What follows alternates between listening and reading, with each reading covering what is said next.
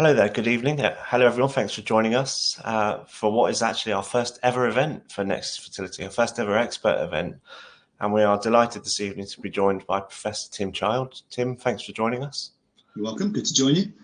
Thank you. And this evening we're going to discuss a really important issue actually, all about IVF add-ons.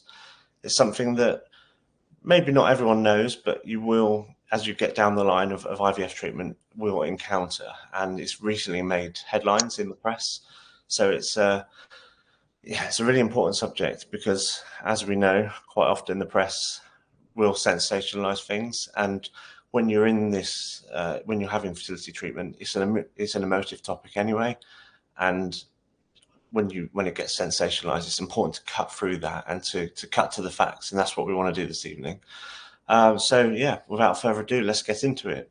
Before we do, I just want to go for a quick disclaimer, just something that we do at the beginning of events here at Nexus Fertility, just to say that our events are designed to provide objective oversight, balanced information, and general guidance. Nothing shared during these sessions is intended to replace personalised medical advice.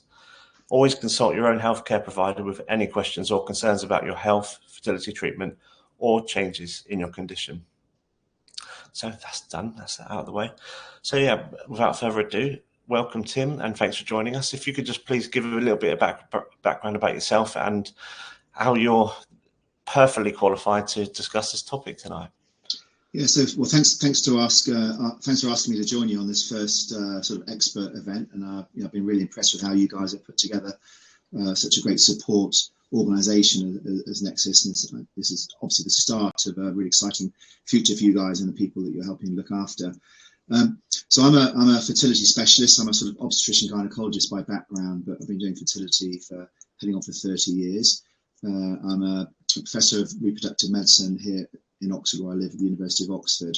But I guess from a relevance from a today point of view, I'm on the board of the HFEA, and the HFEA is the regulator of fertility treatments and research in the UK.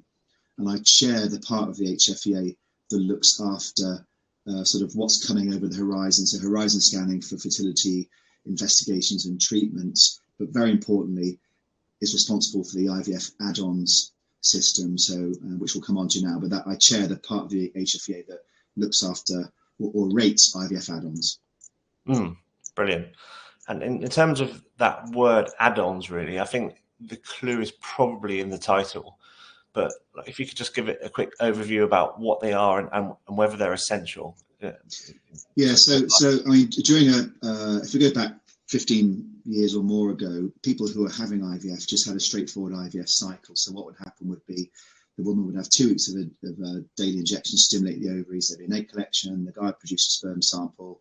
You'd either mix the eggs and the sperm together, which is conventional IVF, or you'd inject sperm into the eggs if there's male factor often, which is ICSI. You'd then grow the embryos for just a few days and then do an embryo transfer or maybe freeze some spare embryos. So that was a completely sort of vanilla IVF cycle. Then what started to happen was that clinics started to offer patients add-ons to it. So things in addition to that core IVF or IVF ICSI cycle. And there were things that weren't essential to make IVF work, but the idea was that maybe they were slightly improving whatever outcome you were interested in. And there was a concern about 10 years ago that some clinics were over-promoting and overselling and overcharging for these things that maybe had no support or evidence for. So there was a panorama program that came out about 2016, and undercover filming of clinics, some clinics offering unproven add-ons. The government or the Department of Health asked the HFEA to get a handle of this, and the whole add-ons system really started, or the rating system really started from there. Yeah, wow. Undercover cameras and stuff. It sounds quite daunting. I remember watching Panorama and thinking, gosh, a slight sort of quickening of the heart, thinking, I hope I don't appear in some shady camera, speaking to a patient. But I was confident, as I always am, that anyone can record anything when I'm speaking to a patient because, I'm happy to stand by what I'm saying. But there were some doctors who were filmed undercover, and it wasn't a great look for the fertility sector. No, and well, we're really honoured and pleased to have you here because we know all about you. We've always been really careful to align with people who we know share those values and have patients' care at heart, really. So I can say that from our side as well. So thank you. Because what you mentioned there is, sometimes, unfortunately, there can be a bit of a cynical view about the industry, and people do wonder. And like I said, it's an emotive subject. People are like really can be vulnerable and often wonder whether the industry has people like patients' best views at heart, and that is again why we wanted to put this on, because it was worrying, seeing those headlines, and as we know, quite often press headlines can be sensationalist, and they want clicks, or they want to sell newspapers. So it is important to cut through that tonight and get to the facts. So what are common examples of the add-ons that are available like here and now today?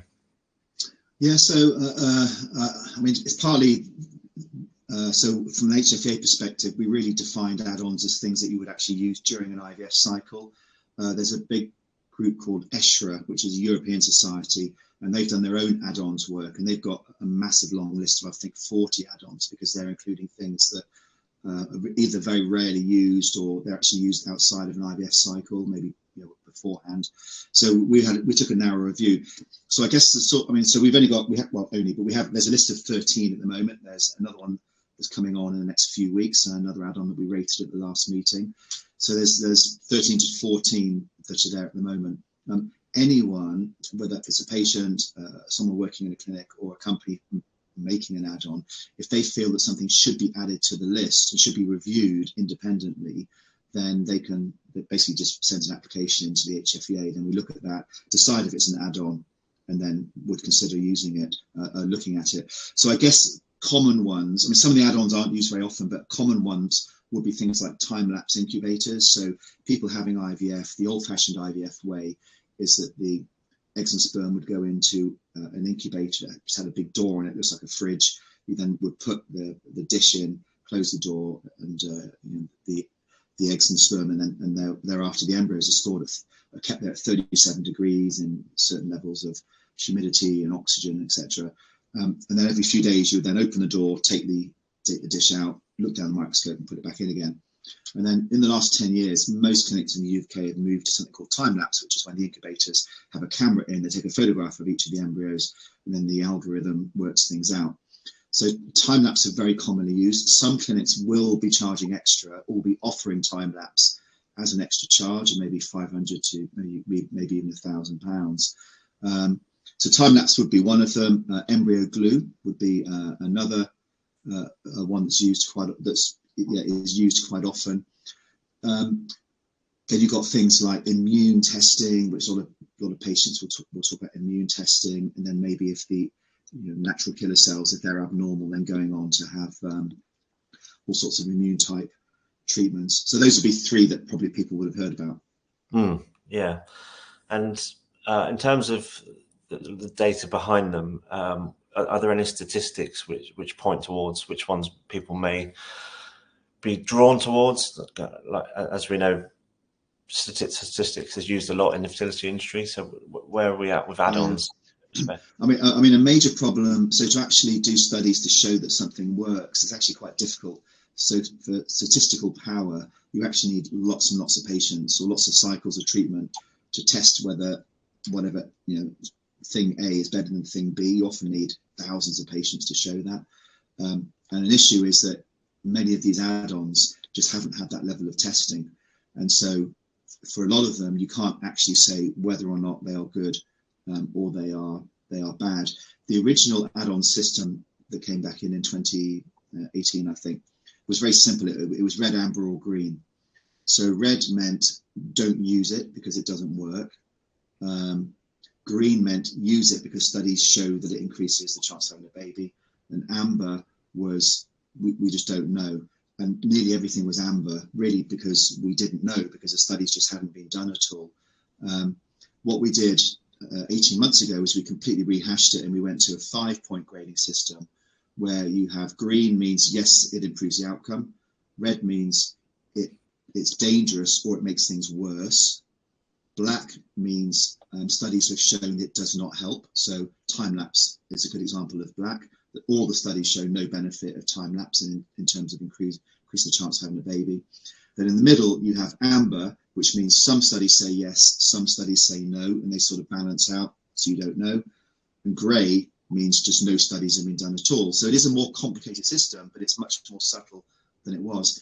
And then what we do is we actually look at all of the studies. We have a professional statistician and librarian to get all the studies together.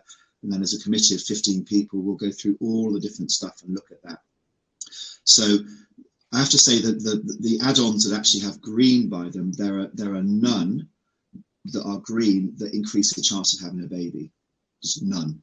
And that's a really important point. So if any clinician is saying to a patient, this add-on will increase the chance of having a baby for you, there aren't any that are green that have been proven to do that. In terms of ones that are black, which means this add-on has been shown to not improve the chance of having a baby. So it doesn't do any harm, but it doesn't increase the chance of having a baby. As I mentioned, time lapse is one of those. And then in terms of the red ones that we actually think make things worse, then embryo biopsy, which is PGTA, used to be called PGS. PGTA, if being used to select embryos, ideally you're doing it to select chromosomal normal embryos. PGTA used widely amongst patients of all age groups. I felt a bit like Trump doing that, better stop doing that, it's a bit Trumpian. But PGTA used widely was actually rated red because we felt, if anything, it might do some harm. Once you start getting into maybe older patients, which is often when PGTA might be being used, when I say older, I use the term very loosely, but very late 30s women or into their 40s, then it was grey, which means we just don't know because, again, the studies haven't been done. So interestingly, for PGTA, most clinics probably in the UK, because we don't use it that widely in the UK. In the States, nearly every patient has PGTA at whatever age the woman is. In the UK, if it is being used, it tends to be for women in their 40s. And actually, that's great because there just aren't any studies, or there really aren't any good quality studies focused on women in that age group. Wow, it's really interesting. Have you noticed since changing the grading of them, certainly with the new model, have you noticed any change in uptake at all in the add-ons? Yeah, interestingly, for the PGTA, because I mean time lapse, as I said, time lapse doesn't do any harm, and I'm a fan of time lapse incubators. They're great, but I've also heard clinics say to patients, use time lapse, it will increase the success rate, and there really isn't any evidence of that. And these are really good, high quality studies that have been done showing no benefit at all. PGTA, as I said, in the UK, with probably 5 to 10% of cycles use PGTA. In the States now it's about 70 to 80%. In other countries it's nearly 100%. So we don't use a lot of PGTA, which I think is the right approach. One of the outcomes that was green, though, for PGTA was actually, there is evidence we felt that embryo selection genetically by doing embryo biopsies of PGTA does actually reduce the miscarriage rate. So now the reason for that is that if you had, say you had two couples who are going through IVF and they had exactly the same embryos, with some of them genetically normal, some of them abnormal, then if one couple did PGTA and all of the embryos were abnormal and did not have an embryo transfer, obviously they would not have had a miscarriage because they didn't have an embryo put back. If the other couple who did have who didn't have PGTA had an embryo put back that was genetically abnormal, most of those embryos miscarried very, very early on. So that couple would have had a miscarriage. Now, neither couple had a baby. So PGTA did not help them have a baby, but it reduced the risk of having a miscarriage. So it is green for reducing the risk of miscarriage, but it does not increase the chance of having a baby. So I think despite PGTA not increasing the chance of having a baby because of that reduction in miscarriage risk, and understandably, which I completely understand, people thinking, well, if I can do something to reduce the risk of having a miscarriage, even if it might not help me have a baby, then I think that has pushed up PGTA, or I think it has opened up PGTA perhaps to some more people. Yeah, because it's almost kind of safeguarding about that potential trauma from the miscarriage, and you can see where, it's, like you said, the outcome being the same, but what you avoid in the process.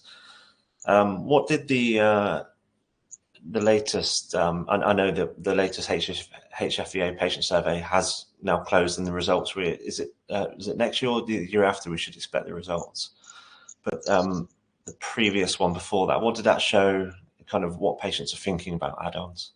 I mean, well, the most recent one, which I think came out a week or two ago, actually, it did suggest that that the majority of people going through fertility, going through IVF, were using add-ons of some sort. I think it's 3/4 of respondents had been using add-ons, and I think the again, and I have no problem with people using add-ons at all. I mean, in my practice, add-ons would be used, so I have no problem. And I think some clinicians, if I'm asked to present on add-ons, they'll be thinking I'm just anti all add-ons being used because of the committee that I chair and the ratings that we do. And I don't at all. But what I really strongly believe is that patients should be making an informed choice, because most of these add-ons cost extra money. So, and there is obviously a risk of course, there's a risk of people being offered things, potentially for the wrong reasons, because in the end there might be a financial incentive, for example, for people, for clinics to be offering add-ons out there. And this is why the whole add-ons rating system came in the first place. So I'm a really strong believer that most add-ons should be available, but that patients should be only making an informed decision, just having discussed the pros and cons, and very importantly, where there is no evidence of benefit, the clinics need to be telling patients there's no evidence of benefit. Now, sometimes there might be no evidence because the studies haven't been done yet, and that's fine, but that means you just don't know whether it's good or not. Yeah. And from the patient's perspective, where can they go to make use of that, the rating system, to enable better information for themselves, to then be able to advocate for themselves and ask the right questions in clinic? Yeah, it's a good question. So it's very easily findable. If you just Google HFEA add-ons, it takes you straight to that page. You can obviously also find it from the homepage of the HFEA site, but just Googling HFEA add-ons, it will take you straight there. And all of the HFEA stuff online is all written for patients. It's not written for the sector. So the language is, it should not be technical language, should be straightforward. But if anyone wants to dive into it further, I think I'm a bit biased, but I think it's an excellent website. You can click through. So the first page you see has got the list of the 13 add-ons with the colours there. And that's very much about, does this add-on increase the chance of most patients having a live birth? So whether you're 25 or 45, does using this add-on increase your chance of having a baby? But you might think, well, yeah, but I'm 42 and this add-on like PGTA, how about me for my special age group, or maybe I've had recurrent implantation failure? Does using embryo glue help me increase the chance of success, or does another add-on reduce the risk of ovarian hyperstimulation syndrome? So it's not just about live birth, and that's another change that we made 18 months ago. It's not just about live birth, it's about other outcomes. So what you can do is you can look down to the add-on of interest, maybe that's endometrial scratch, for example, which we've got as amber, because we just don't know for most patients whether it helps you have a baby. But if you click on it and then you go through, it also then splits up into people with recurrent implantation failure or people in their first cycle. And if you keep on clicking, you'll get through to the minutes of the discussion at the meeting where we discussed all the pros and cons of everything. And if you really want to dig deep, all of the research papers that we used to actually guide the decision, or that we used to actually make the decision, are all there as well. You can click through. So there's loads of information there as far as you want to go. Or you can just look at the first colour and then make a decision from there. But I think my advice always is, if you're considering add-ons, have a look at that first. Write down your views and your questions for the clinic, and then just go into the clinic and ask those questions. Yeah, and I would firstly on that point, I would urge any men to do that as well, 'cause especially when we're talking add-ons, more often than not, it's maybe going to be looking towards more the female side of that treatment. There are a few for men, which we'll come on to, but I remember from the male factor side of being through all of my investigations and operations as well, but then being the partner in this, what really helped me was playing an active role by conducting research and going in armed with questions, because it just made me feel like I had, for want of a better phrase, a bit of a use at this phase, because I was dealing with guilt and stuff. So I would always say that for any men who do feel a little bit on the sideline, that's a really good way in which you can really help your partner as well, is by doing that research. And what I want to come on to as well is just to confirm that the HFEA website is really good. It's really plain, and it's great to hear that you have those levels that you can go to, from the very first kind of the rating right down through to the minutes of the meeting. That is quite incredible. Because I remember, slightly off topic, but when we were looking at sperm donation, going on the HFEA website to learn about that, and what data is available, and what like kind of what donors, what the information they have to give. And personally for us, I then chose to use a clinic, a bank within the country, because of all the safeguards that are in place and how clear the HFEA website was in that respect. So yeah, that's just for confirmation. Yeah, and I think if if you're someone who really likes the data side of it, and if you're some people aren't interested in the data or feel overwhelmed by it. Some people, that might be how they help not only make decisions, but they also help cope with everything that they're going through, or help support their partner by really digging into the data. And there's so much data on there. An issue with it's also slightly off topic, but I think it's of relevance. An issue at the moment with the, particularly from a data point of view, is the success rates, which are on the HFEA website. Because for those who don't know, every IVF cycle and IUI cycle is reported back to the HFEA. And so the HFEA has got one of the world's largest databases, with hundreds of thousands of IVF cycles over 30 years. And so a lot of researchers will use that to try and look at what different things, how that might affect the outcome of IVF. But from a patient point of view, the main interest, I guess, from that is the success rates. And a problem has been that about 3 years ago, the whole way that clinics report the data to the HFEA and what goes on during the cycle, and also the outcome of the cycle, there was a huge new software project, and all of that changed. And a lot of clinics were very slow in updating how they reported the data. So there was a big delay, and it's just about finishing. And a lot of errors were sent through from clinics, not errors that would affect the outcome of an IVF cycle, but in terms of some of the cycles didn't match up with numbers.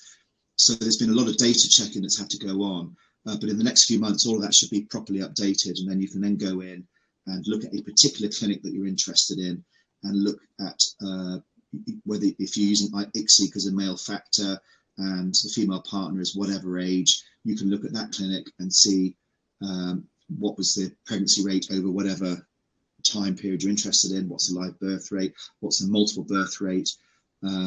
You can also see the inspection reports on there as well. So when the HFEA went in and last inspected the clinic, it's all there. Were there any non-conformances, and how did the doctors there respond to that? There's a lot of information there.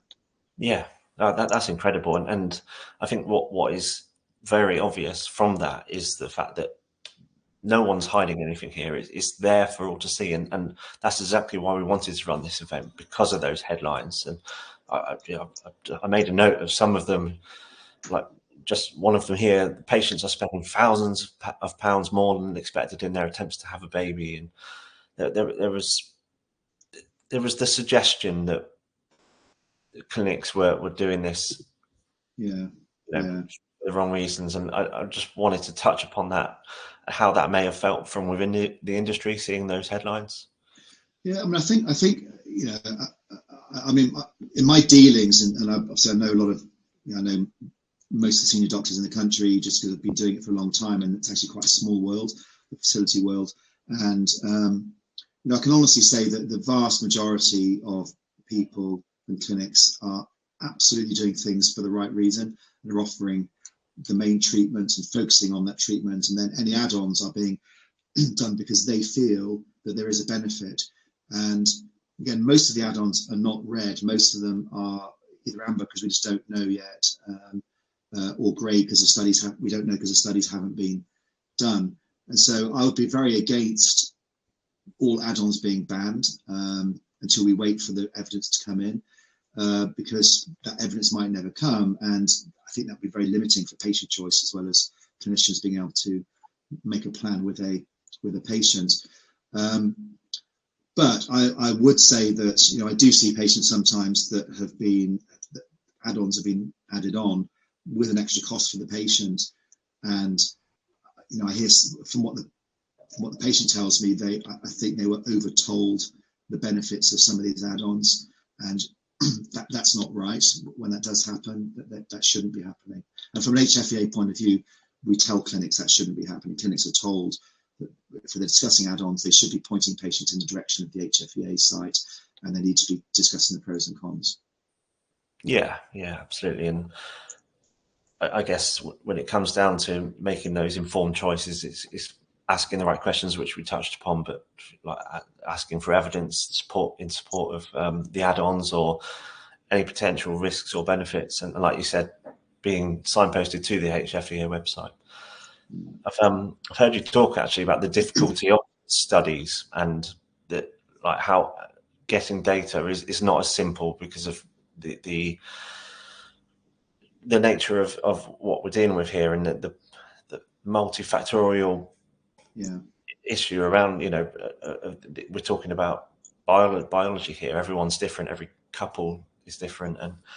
And for example, I know it's not an add-on specifically, but like DNA fragmentation has been mentioned there, and that is something that is picking up a conversation. Is there anything around that may be worth our patients knowing? So sperm DNA fragmentation testing, which is an increasingly used test, and I think a lot of it's being driven because, quite rightly, people feel, well, most, as you mentioned earlier on, Sean, most of the treatment and investigations are on the female side, and it sort of seems not right or unfair, or maybe doctors got their head in the sand, they're not looking at the male side enough, which is a fair accusation to make. But partly then what's happened is that void has been filled by what other tests can be done, and this one has been developed called the sperm DNA fragmentation test. And I think a lot of people get confused about it because the word DNA is mentioned. They're thinking it's to do with an increased risk of having a baby with Down syndrome or the wrong number of chromosomes. It's nothing to do with that at all. It's really about the quality of the sperm, not about leading to babies with a congenital abnormality. So the testing's been around for years, but a problem with sperm DNA fragmentation testing, and it's about 7 or so completely different ways of doing the test, biologically completely different ways of doing it, and they all look at different types of fragmentation. So it's very hard to compare the different tests. It depends which lab you go to. They'll all be using a different assay for it. From an HFEA point of view, we did not consider it to be an add-on because it was not part of the IVF cycle. Coming back to what I said earlier on, the ESHRA, the European group, did consider it an add-on because it's to do with IVF. ESHRA, in their guidelines, said that there's no advantage in testing sperm DNA frag. So they said, basically, don't bother testing for it.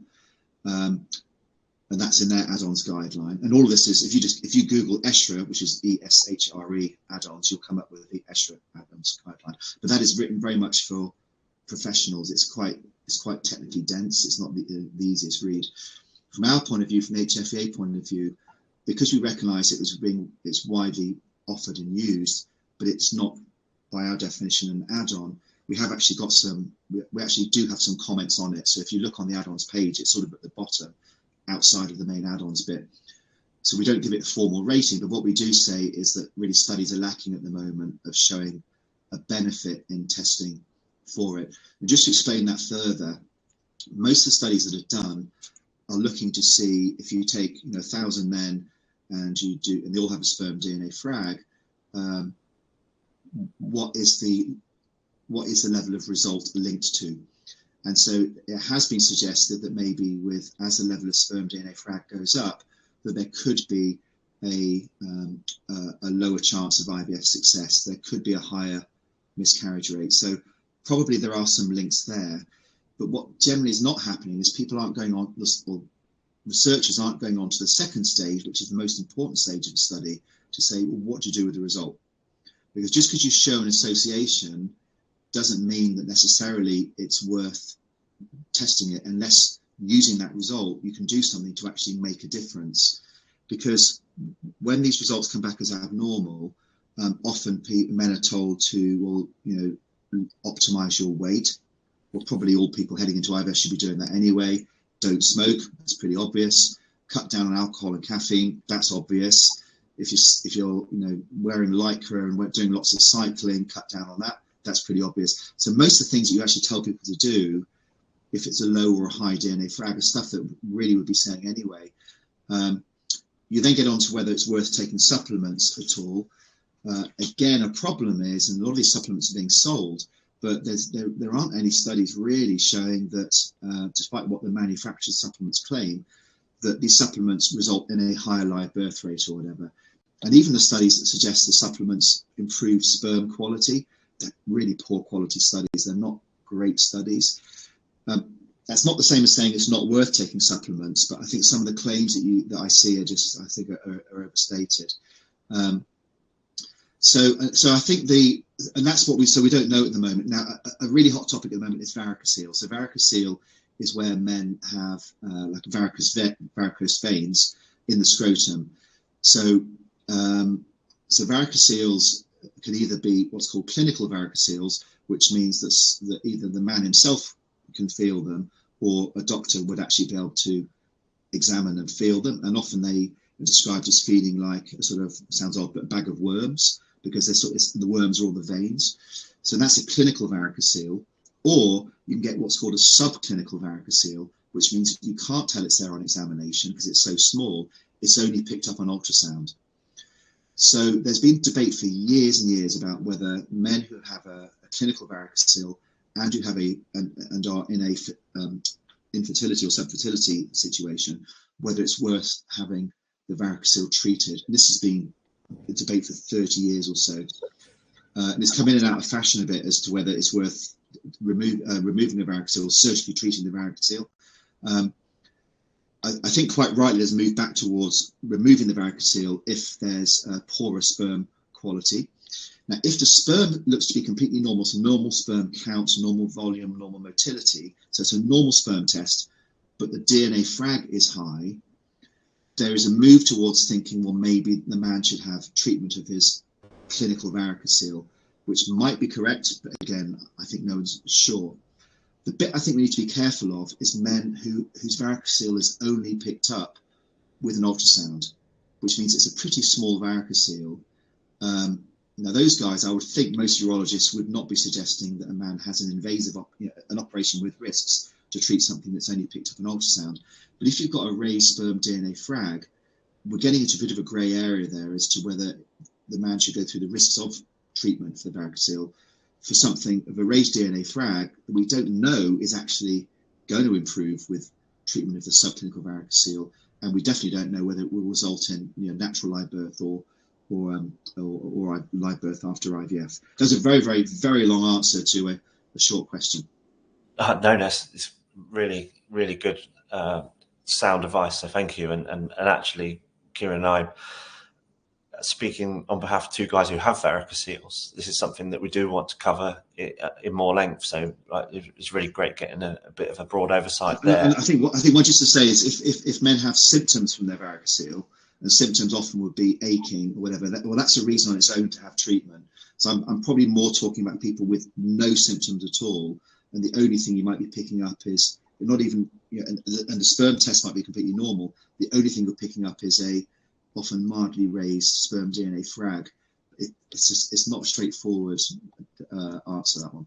Yeah, that's brilliant. Thank you. And the reason I came on to ask about the DNA frag, and it's amazing that you then brought up the varicocele element as well, is because it does have it does belong in this conversation, albeit as you mentioned, it isn't an add-on as such, the DNA frag test, because this is all things that people will be aware of when finding themselves requiring the help of assisted reproduction and fertility treatment. These conversations are happening everywhere. They're happening in support groups, Reddits, for example, and that's exactly what we want to do at Nexus, to try and cut through that and get people this information they need. So thank you very much for that. I think one thing just quick to say is that the NICE guidelines, probably everyone's heard of NICE guidelines, but the NICE fertility guidelines, and I was on the group that wrote the last ones, which were 2013, so obviously way out of date, but I'm not on the current guideline group because I'm on HFEA, so I couldn't be on it, but the current ones are very soon going to be published. They're just finishing them. And when I did the guidelines back in 2010 to 2013, there was input about male fertility, but it wasn't a lot. There's been a big change. And so the current guidelines development group, I think, has got 2 urologists on it. And there's much more of a focus, quite rightly, on male fertility. So now I don't know what those guidelines are going to show, but when the draft ones come out, they'll be there. And I have no doubt that varicocele, sperm DNA frag, all that sort of stuff is going to be covered in the NICE guidelines. And very importantly, the NICE guidelines are there very much to say what the NHS should be funding and how clinics should be really running their services. So I think that might make a big change for our understanding and also funding in this area for male fertility. That'd be really interesting to see. Is there an estimated timeline for when we may see the draft? I think these things, I think from my own experience of the NICE guidelines, they keep getting knocked back a bit because it's such a huge undertaking that it keeps being refined to the nth degree. But I'm hearing that within the next 12 months there should be something coming out that probably will be the draft ones. The draft ones then go out, and then the people who've registered, organisations can register to be stakeholders, and then they are asked to comment back on them, and then there's the final draft that comes out probably 6 to 9 months later. Okay, brilliant. Yeah, it sounds like it's long overdue. Like you said, was it 2013 the last one? 2013, yeah. Yeah, and then definitely the conversation, even from the outside looking in, has seemed to have shifted for the positive in terms of male infertility. So hopefully that will make some interesting reading for certainly on the male side. Great. Well, thank you very much for that, Tim. That's really informative. We've got a few questions. We've had one come in during the webinar, actually. So to just kick off with that one, it says, would you be able to comment on the utility of PICSI for ICSI? Yeah. So ICSI is intracytoplasmic sperm injection, which was invented in 1992 by chance, in fact. So what they were trying to do back then, I think it's interesting, but back then, before that, I mean, men with severe male factor, donor sperm was the only option, even within an IVF setting. And then there was people tried to see, we can't get enough sperm, we can't get the concentration of sperm, because you still need about 100,000 sperm per egg in conventional IVF. So you still need a lot of sperm. That's motile sperm. So what was happening? There were different things called SUSI and all sorts of different acronyms, where a sperm was injected just into the outside of the egg. And the idea was that the sperm would then, you were helping the sperm get attached to the egg, but then the sperm had to go through the egg to finish fertilization. And then by accident, in Belgium, they were trying to do a SUSI and they went too far, and then they put the sperm all the way into the egg, and they were like, oh no, this is a disaster. And then found out the next day the egg had fertilized. So it's a complete fluke that ICSI was developed, and then sort of came in very widely from there. And I remember the first ICSI case in Oxford, 1994, and it was like a really big thing when all this was happening, because all of a sudden it meant that even men who had no sperm in their ejaculate and were having to have a surgical sperm retrieval could have, a biological child, because you could do ICSI with the sperm from that. Now, a downside of ICSI is the embryologist is choosing which sperm to do the injection. So they are looking for sperm that's as normal a shape as possible, normal movement, normal size, etc. And then they just choose it. An advantage of conventional IVF is it's very physiological, which means it's very sort of natural, because there's natural sperm selection. Hopefully a better sperm is getting through into the egg. So PICSI is physiological ICSI, and what happens with it is that the sperm is prepared and it's put into a dish that's got a membrane on it, And then the idea is that sperm which is more viable sticks to the membrane, and then the embryologist will have a choice of sperm to choose one to do the ICSI with, but the sperm is sort of saying, pick me, pick me. So it's sort of half conventional, half ICSI. And so it came in, and people were thinking, well, this is great, because early studies suggested the success rates were better for all the reasons that I've just said. It sort of logically sounded like a good idea.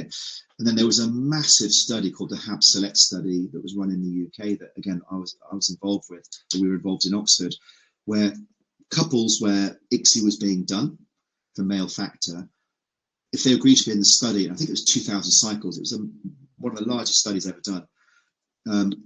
Couples in the study who had where ICSI was going to be done anyway were randomized to have either ICSI or to have PICSI. So it was a randomized controlled trial, which means you get rid of a lot of the statistical concerns about the ages being different and whatever, because it should balance out, because it's flip of a coin. And surprisingly, what it showed was no benefit. So it showed that for people who are doing ICSI anyway, that if you do PICSI, the live birth rate was exactly the same. I mean, there literally was no difference at all, which was very surprising at the time. And that's why PICSI is black on the HFEA add-ons page, is black for does PICSI improve the chance of having a baby for people who are doing ICSI anyway. Now, the only thing to say, though, is the authors then went back afterwards and they did what's called salami slicing of the data. So when you do a study, you decide beforehand what you're going to look at, and then you stick to that. And then afterwards, if you don't find anything, the temptation is you start then trawling, saying, well, what about that patient group? What about that patient group? Statistically, it's not as strong to do that, because that's not what you set out to do. But what they saw was that for couples that had miscarriages, so where there was history of miscarriages, that the more miscarriages that there had been, if you do PICSI, the miscarriage rate is lower than if you do ICSI. So as there's more miscarriages, there may well be a benefit. If you're going to do ICSI anyway, there may well be a benefit of doing PICSI over ICSI. Now, but on the HFEA page, we have it as grey, because the study didn't set out to look at that. It's not really powered for that statistically, but it probably is a thing. So I'd say that might be the benefit of it.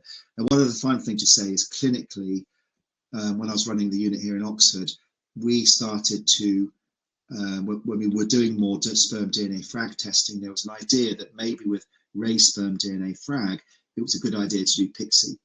So we went through a period of sort of suggesting to patients, and we didn't charge for PICSI, so PICSI was no extra charge over the ICSI. So it was a free add-on. And what we said was that where there was a raised sperm DNA frag and you were having ICSI anyway, let's do PICSI. We felt it made no difference, and in fact the embryologist felt it made things worse. So we actually backed away from that, and then I have to say also backed away from doing sperm DNA frag testing. That's incredible, thank you. That's a great answer, and I particularly enjoyed actually how ICSI was found to. By accident. Like that's just the beauty of science and medicine. I think is that often things are discovered by like chance or mistake, and like go back to penicillin and things like that. And then it becomes standard practice. It's really interesting. So thank you. Yeah. We had some questions beforehand as well. One of which being, are there any add-ons that specifically address male factor infertility, and what are the success rates, if there are any?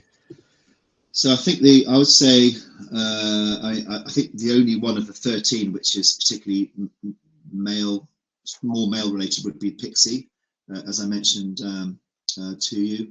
There are other things that we don't. There's one called artificial oocyte activation, or AOA, which for various reasons is not considered an add-on in the UK, because it's legally it can't be. It's considered an authorised process. But there is a whole section on AOA on the HFEA website.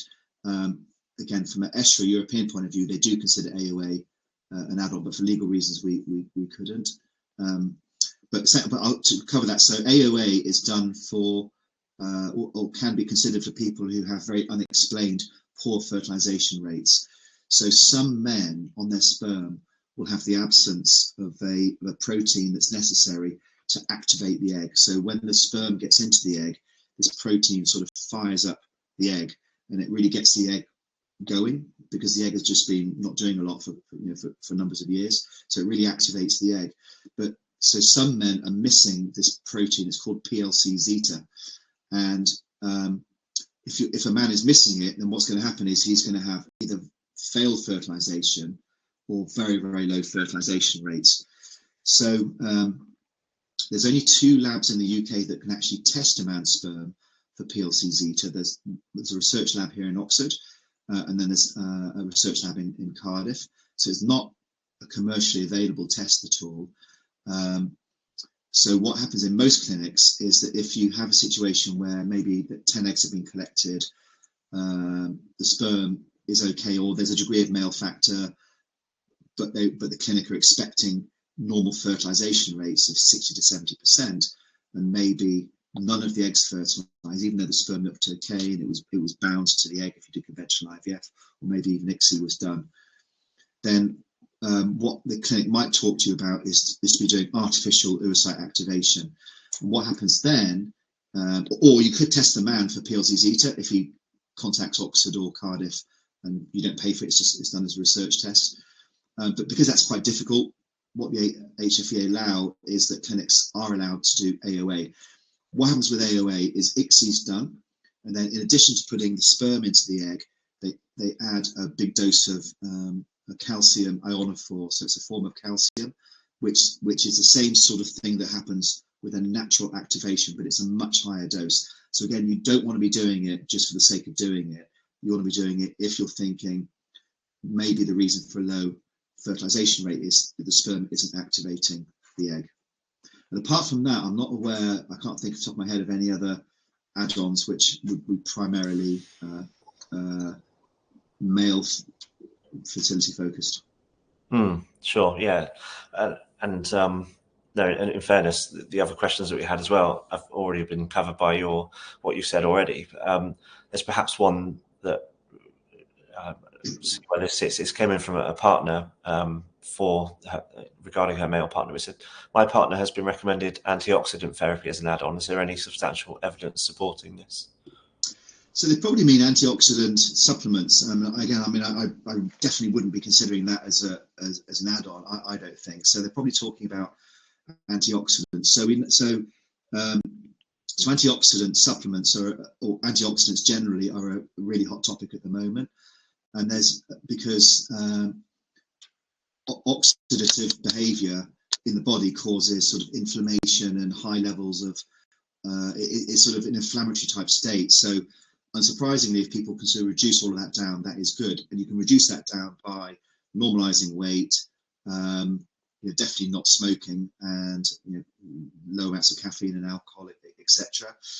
The other thing that can be done is to eat a diet full of antioxidants. And so people often talk about this Mediterranean diet. So Mediterranean diet, which is really multicolour foods, obviously fresh food. I mean, not sort of a Mediterranean kebab type diet. That probably wouldn't be an ideal antioxidant thing, but sort of freshly grilled fish, all that sort of stuff. Then that is full of natural antioxidants, and that's one thing. Or you can go on and take supplements. But essentially, if you're eating a really healthy antioxidant full diet, the degree to which supplements might help, who knows? But there are antioxidants. So melatonin is a very strong antioxidant. So some people will try and get melatonin supplements, which are very hard to get hold of in the UK. In the States, you can just buy them in Walgreens. So bizarrely, it's really easy to get hold of over there. Or you can have you can buy UK supplements that are full of antioxidants. And I guess the 3 main brands that people often heard about are Impril, is very antioxidant focused, Proxy Plus, and also the Testin M Plus would be the 3 that would be very much focused on the antioxidant type stuff. Now, whether you can't really measure to see whether someone's antioxidants have come down. So again, it's very hard to know. All you know is that the stuff that you've got in your supplement bottle has antioxidant behaviour. So I think if anyone, in answer to the question, if anyone has suggested the use of an antioxidant type supplements, I'd have no problem with that. At all. I'm not aware of any evidence of harm of those things, particularly if you're getting off-the-shelf ones. I think if people start making up their own ones and buying really high doses of this and this and this and this, that might not be a great idea. But I think if you're being advised antioxidants, particularly any of those branded ones that are available in the UK, I'll be pretty relaxed about that.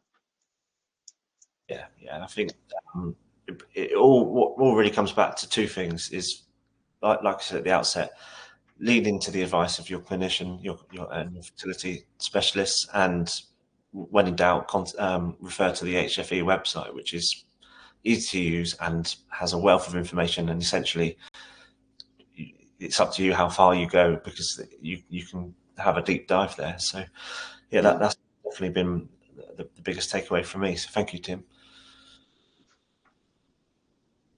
Right, I think in the absence of any further questions, that's probably everything. It's been a very, very informative event. Thank you, and I think a very important one at the right time, because, like I said, that those headlines came up, and Kieran and I spoke straight away. We said we should do something to address this, because it's about cutting through the sensationalism, the headlines, and getting the facts out there, which you've done.